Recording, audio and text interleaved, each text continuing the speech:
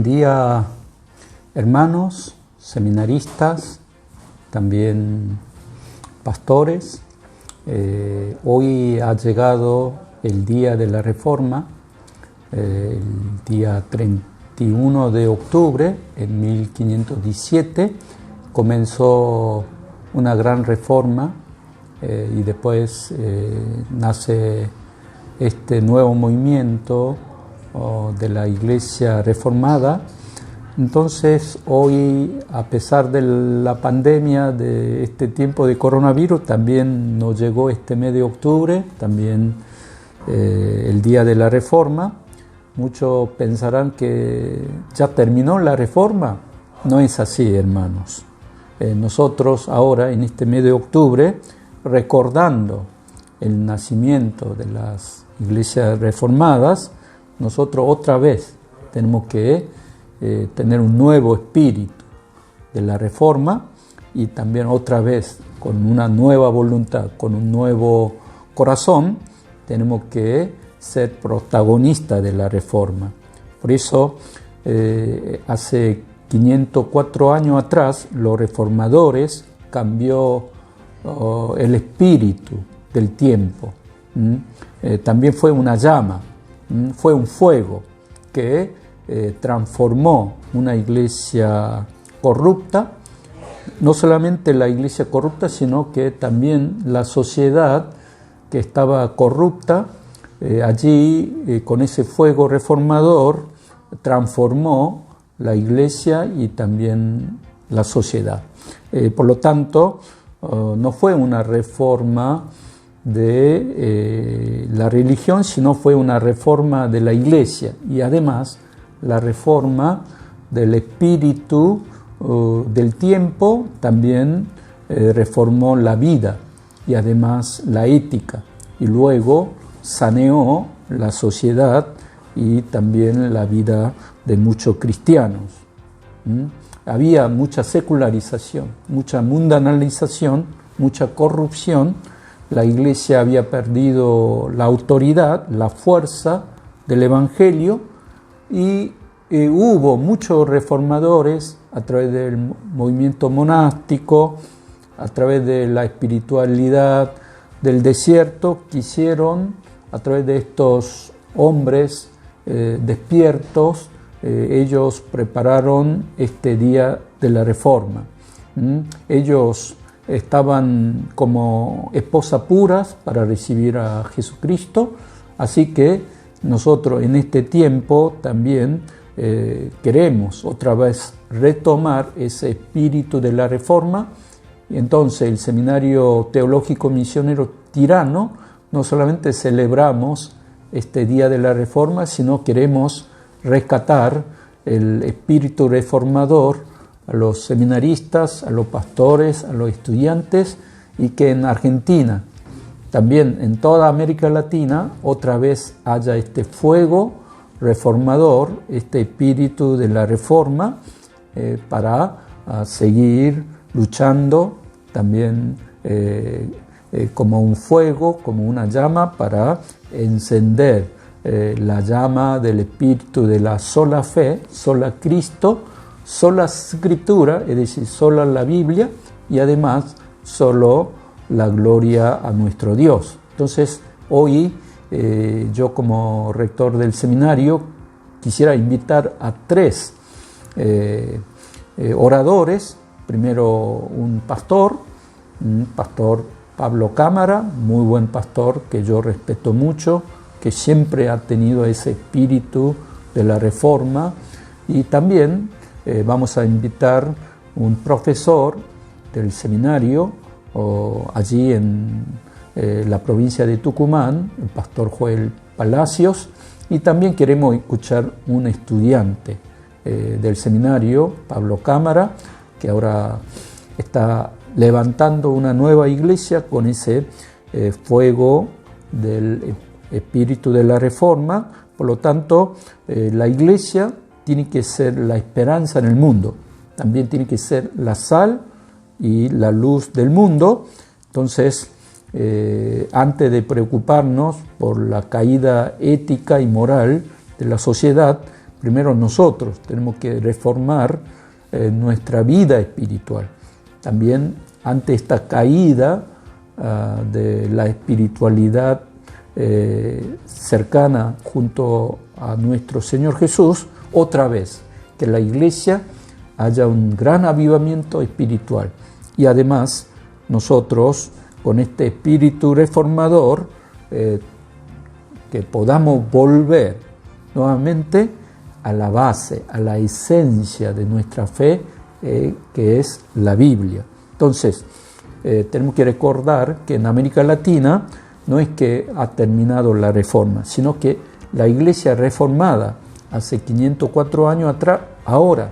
nuevamente aquí en América Latina, tiene que haber un nuevo movimiento reformador, un nuevo despertar del espíritu de la reforma, y que a través del seminario Tirano salgan hombres y mujeres que comiencen a traer un cambio, una transformación de la reforma de nuestra fe y también nuestra vida ética y moral. Por eso, primero, que podamos ser una iglesia pura, una iglesia que combate con el Evangelio, con la fuerza de la palabra de Dios al mundo, y además nosotros en este tiempo tenemos que levantar nuestra mirada para que el reino de Dios, de Jesucristo, pueda venir aquí en Argentina y también el resto de los países de América Latina. Así que en esta semana nosotros tenemos que preguntar cada iglesia, cada hermanos, qué y cómo, y además qué puedo hacer yo y también la iglesia para que la iglesia sea reformada y también nuestra vida. Entonces, únicamente la palabra y la oración, y también esa vida que imitamos a Jesús, puede haber cambios y reforma en nuestro peregrinaje aquí en América Latina. Por lo tanto, la verdadera reforma comienza a partir de mi vida, cuando yo otra vez obedezco a la palabra de Dios, la Escritura, después otra vez revitalizo la sola fe y además otra vez echo raíces en Cristo, solo Cristo, y luego si otra vez me dispongo, me entrego, dedico mi vida solamente para la gloria de Dios, entonces va a haber un gran avivamiento de la reforma espiritual en nuestra vida. Por eso le bendigo a todos y en este año 2021 haya un gran despertar de la reforma aquí en América Latina, y queremos escuchar a estos tres oradores que nosotros, el Seminario Tirano, hemos elegido. Por lo tanto, les bendigo y que tengan buen día, y también en esta semana seamos victoriosos en nuestro Señor Jesús. Amén.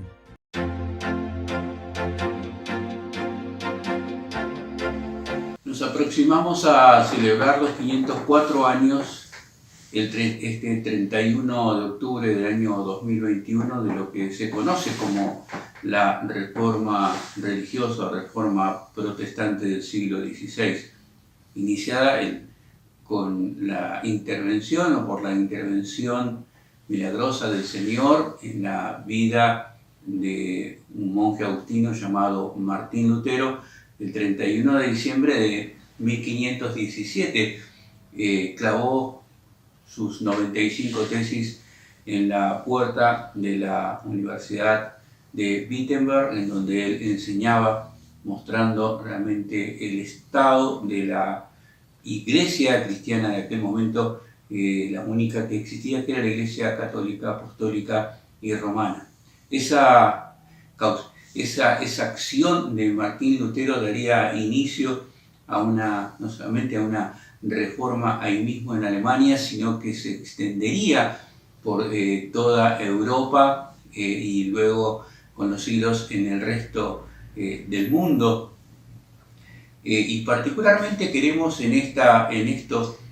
504 años que estamos recordando de esa reforma, si queremos en unos breves minutos mirar algunos aspectos de esa reforma, ya que, como dijimos, se dio en muchísimos lugares de países de Europa, y poner nuestra mirada en un momento particular de la reforma durante el siglo XVI,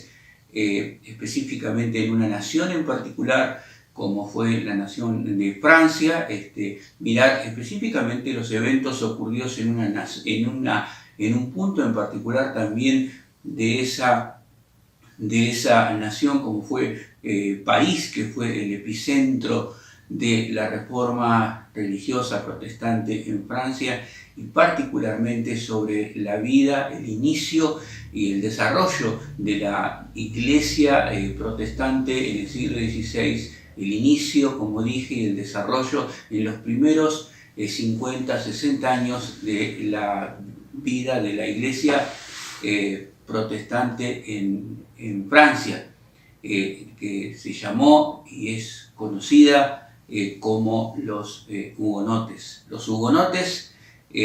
fueron llamados de esa manera a los protestantes del siglo XVI en la nación francesa. Se desconoce particularmente el origen del nombre hugonote, por qué se le llamó hugonotes a los protestantes franceses en el siglo XVI. Hay 2 o 3 teorías, pero ninguna de ellas tiene suficiente peso como para poder describirlos de alguna manera. Lo importante es que ese fue el nombre con el que se conoció a la iglesia protestante de la reforma religiosa en el siglo XVI, que se inicia a partir de el clavado de las 95 tesis de Martín Lutero en Alemania. Como dije, se extendió durante toda Europa, llega a Francia y allí da inicio también a la iglesia protestante en Francia, con la consiguiente no solamente expansión de la fe evangélica protestante, sino también junto con eso también la persecución tremenda que hubo sobre esa iglesia llamada la iglesia de los hugonotes. Es decir, el mundo eclesiástico y la historia eclesiástica recuerda muy particularmente a la iglesia de los hugonotes en Francia por la terrible persecución a que fue sometida mientras se iba desarrollando en el siglo XVI y posteriormente por la Iglesia Católica Apostólica Romana y también por el mundo político. Un punto en particular que queremos mencionar es allí en 1528-1529 se reúne la Iglesia Católica Apostólica Romana en una suerte de sínodo o de concilio allí en Francia para examinar el estado de su propia iglesia, para terminar simplemente denostando las ideas reformadas, las ideas de la reforma religiosa que estaban circulando en la Francia de ese momento, y para reafirmar las doctrinas que venían de la época medieval, particularmente en todo lo que tiene que ver con sus propias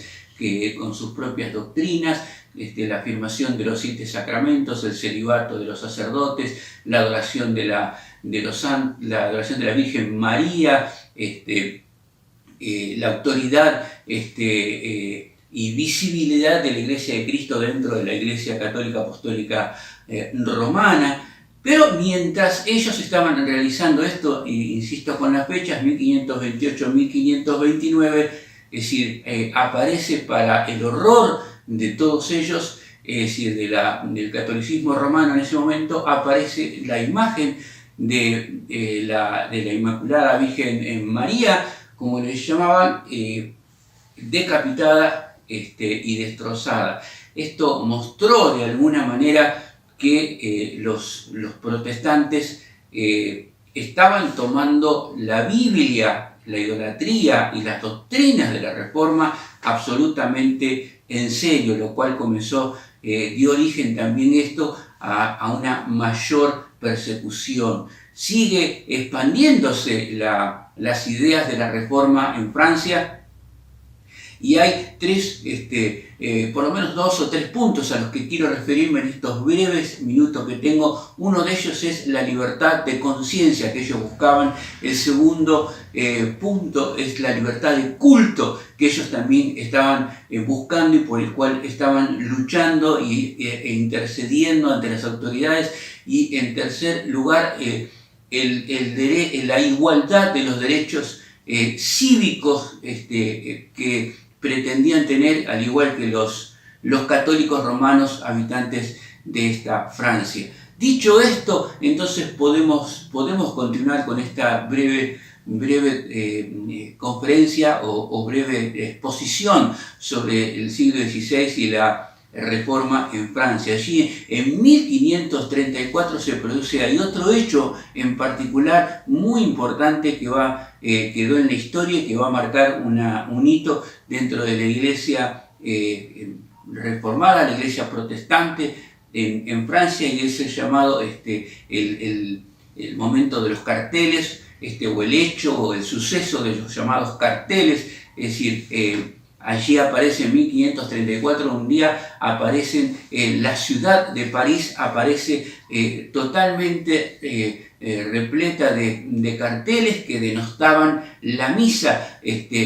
mostrando y con un lenguaje muy fuerte de que la misa católica romana era un sacrilegio, que la misa era una idolatría, que la misa no podía ser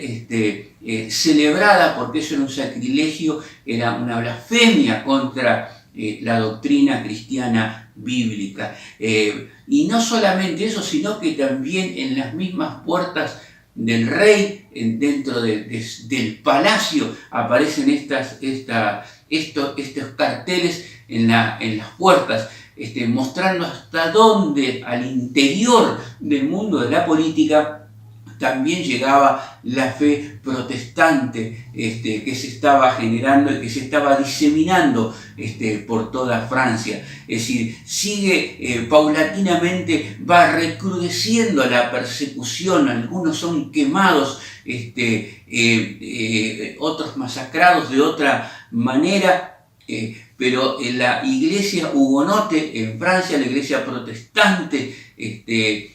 comienza y sigue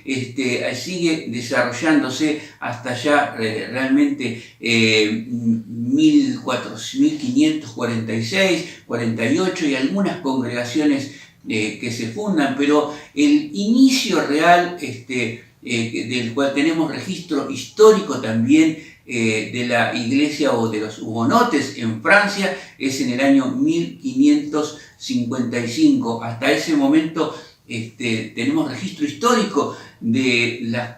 cartas de Juan Calvino, que desde Ginebra insistía constantemente animando, fortaleciendo a los pastores, a los ministros de la iglesia hugonote en Francia y animándolos a que no estuvieran dispersos en congregaciones alejadas unas de otras o viviendo su fe, su persecución y su desarrollo en la soledad, sino que pudieran unirse. Y alrededor de 1555, que es la fecha clave para la iglesia de los hugonotes, allí se unen, se reúnen y comienzan a trabajar como una iglesia unida, una gran cantidad de iglesias de las que llamamos iglesias de los hugonotes. Para 1559 se produce el primer sínodo de la iglesia protestante de los hugonotes, y allí hay 72 representantes de muchas iglesias hugonotes que ya se comenzaban a funcionar de una manera unida. Y para 1561, que es cuando se hace el segundo sínodo de la Iglesia protestante en Francia, nos encontramos que han pasado a 2150 iglesias, mostrando que se iba desarrollando de una manera sumamente rápida, importante, con un fuego tremendo espiritual, la Iglesia protestante en Francia. En 1560, a un año antes de este concilio, es decir, la fe no solamente llega a los estratos más bajos de la sociedad, sino también a estratos más altos, no en general, pero sí a personajes muy importantes de la nobleza, de la política, y en particular queremos destacar la vida y la muerte del almirante muy conocido en la historia eclesiástica como en el resto de la historia, es decir, el almirante Coligny. Es decir, él en lo que se llamaba en Francia en ese momento una asamblea de notables, en 1560 se hace oír la voz de este hombre que ya es un protestante, un reformado, es decir, se hace oír la voz de Coligny reclamando la libertad, primer punto al que me refería antes, la libertad de conciencia, es decir, que no se permitía tener. Las persecuciones continuaron de una manera terrible, quizás la más terrible de todas, aunque hubo muchas de ellas, en donde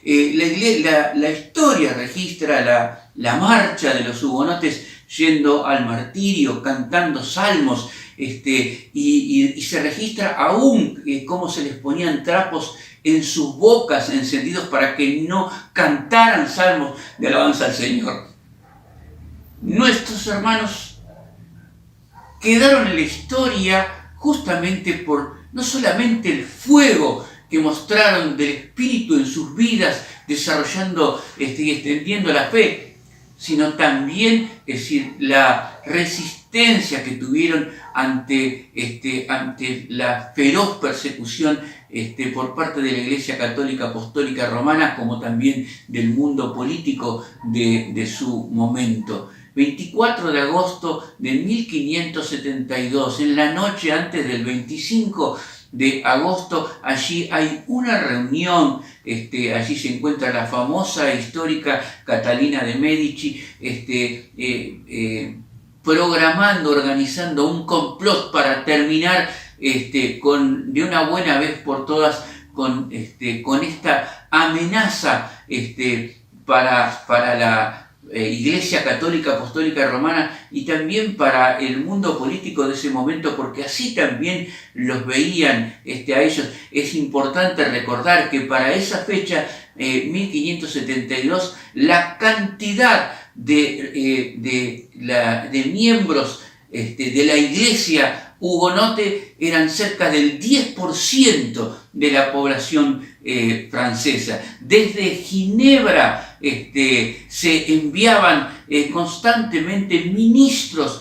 formados en Ginebra para atender a las iglesias en Francia. Recordamos también cómo se llamaba a la formación de la academia donde Calvino había formado en su momento y otros ahora lo seguían formando a los pastores, los ministros, es decir, la escuela de la muerte, porque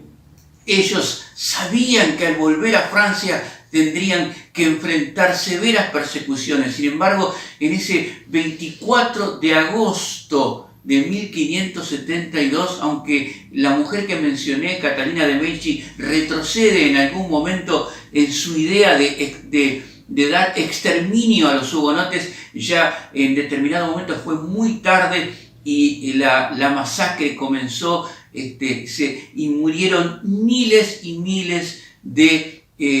hombres, mujeres, niños. Tan solo en París y alrededores se calcula que cerca de 70.000 hermanos cristianos protestantes perdieron la vida. La masacre continuó alrededor de Francia durante 5 días. No tenemos tiempo de mencionar todas las ciudades, pero tardaron 5 días en terminar la masacre que habían comenzado. Allí muere también el almirante Coligny, atravesado por una pica y tirado por una ventana para el regocijo de los que estaban esperando ver su cuerpo cayendo muerto desde la ventana. Es decir, realmente la iglesia hugonote para muchos en ese momento fue el fin. No lo sería, pero es importante ver las repercusiones que lo que sucedió con la iglesia de Francia, la iglesia protestante de Francia, es decir, en el mundo eclesiástico y en el mundo político de su momento. Allí el emperador de Alemania realmente desaprobó absolutamente lo que ocurrió, mientras que en España el rey tornó a risa la muerte de los protestantes en Francia. Y para hablar de la Iglesia Católica Apostólica y Romana, ellos allí emitieron una moneda para recordar, para celebrar y para conmemorar la muerte de los herejes, de los miles y miles de herejes y sus familias, que como ellos lo catalogaron, para conmemorar el exterminio de los hugonotes, de la iglesia hugonote en Francia. Habría muchos que pensaron: aquí se terminó la iglesia evangélica o la iglesia protestante en Francia. Sin embargo, la llama continuó ardiendo, siguió extendiéndose, y ya para fines del siglo 1593-94, es decir, la iglesia hugonote se había transformado en un estado dentro de otro estado. Quiero recalcar esto porque es sumamente importante. Es decir, se había transformado en un estado dentro de otro estado. Mientras que la nación francesa tenía 10.000 hombres para su ejército en situaciones normales, los protestantes que eran la membresía de la iglesia hugonote en Francia, y que estaba constituida también por militares, por nobles, por príncipes, es decir, tenían cerca de 25.000, es decir, realmente se habían convertido no solamente en una iglesia fuerte, establecida, sino que también tenían hasta fuerza militar dentro de sus filas. Allí ellos se reunían 1594, 93, 94, se reunían para ver cómo podían seguir avanzando en reclamar la libertad finalmente, la libertad de culto para adorar a Dios conforme a las Escrituras, la libertad de conciencia que necesitaban tener, y también tener los mismos derechos cívicos que tenían los católicos apostólicos romanos que habitaban en todo el territorio de Francia. Y en 1597 se designaron algunas personas para ingresar y hablar con el rey y reclamar estas cosas. Y para cerrar este punto, lo que quiero decir es lo siguiente: allí se conceden finalmente, en estos casi 50 años, medio siglo, por decirlo de alguna manera, es decir, ellos consiguen su tan anhelada libertad de conciencia, consiguen allí también la libertad de culto sin que sean interferidos o molestados por nadie, y consiguen también en una sociedad que tiene un gobierno monárquico, que a su vez está totalmente influenciado por la Iglesia Católica Apostólica Romana, consiguen también los mismos derechos cívicos que el resto de los ciudadanos, por decirlo de alguna manera, aunque todavía el concepto no estaba desarrollado, en Francia. Allí ellos acceden ahora libremente, como protestantes, acceden libremente a las universidades, a los colegios, a los hospitales, tanto sea para educarse como también como para trabajar. Se les conceden la libertad de tener sus propias ciudades y ser reconocidas como iglesias, como ciudades que son protestantes, y realmente, es decir, alcanzan en 50 años, a pesar de todas las persecuciones y de todos los dolores y sufrimientos que tuvieron que sufrir, ellos alcanzaron esta libertad de conciencia, la libertad también para ejercer su culto libremente, y también esta libertad y esta igualdad en derechos cívicos que los católicos romanos en Francia. Las persecuciones volverían algunos años después, y no sería sino hasta pasado más de un siglo, casi dos, que la iglesia de los hugonotes sería completamente libre y la persecución cesaría, con una reducción muy importante de sus miembros producto de tanta persecución.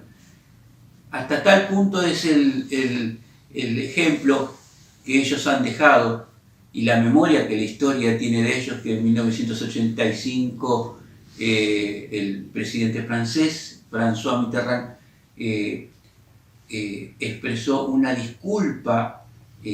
pública del Estado francés hacia todos los descendientes que estuvieran en cualquier lugar del mundo de los hugonotes, es decir, de la iglesia hugonote del siglo XVI, por todos los sufrimientos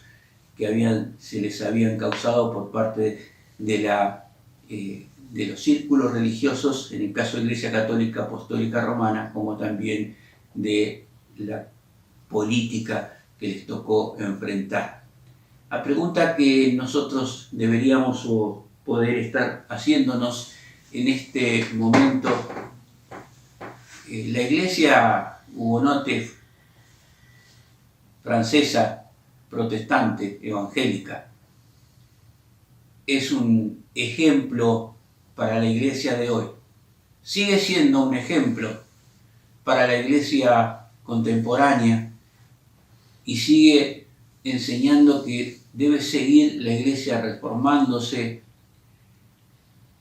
Cuando miramos nuestro propio país, hasta no hace muchos años, no se podía ejercer el derecho cívico de llegar a ser presidente de la nación, de nuestra nación, si no se era católico, apostólico y romano. Hoy las cosas han cambiado,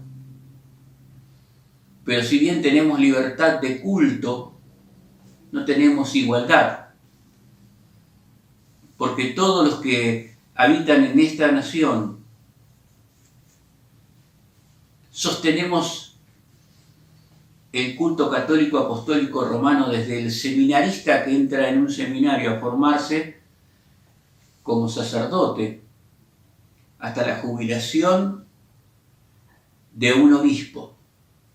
sostenido por todos, lo cual nos muestra que podemos llegar a tener libertad de culto, pero no tenemos igualdad. Y en última instancia, cuando hablamos de la libertad de conciencia, me quiero referir a un punto en particular. Proclamada la ley de aborto libre y gratuito para todos, que no compartimos como gran parte de la sociedad de nuestra nación, es decir, tenemos un problema con la libertad de conciencia que todavía no puede ejercerse a 500 4 años de la Reforma, todavía no puede ejercerse absolutamente libre para todos los casos en nuestra propia nación. Algunos puntos como estos, breves, puntuales, tienen que servir para demostrarnos que la Iglesia necesita continuar reformándose y que nuestra amada nación necesita una reforma como la que tuvo Francia en el siglo XVI. La última palabra que quiero dejar en estos breves minutos en que simplemente esbocé algunos hechos principales de la Reforma protestante en Francia para recordarla en estos 504 años es: necesitamos en nuestra nación una reforma religiosa profunda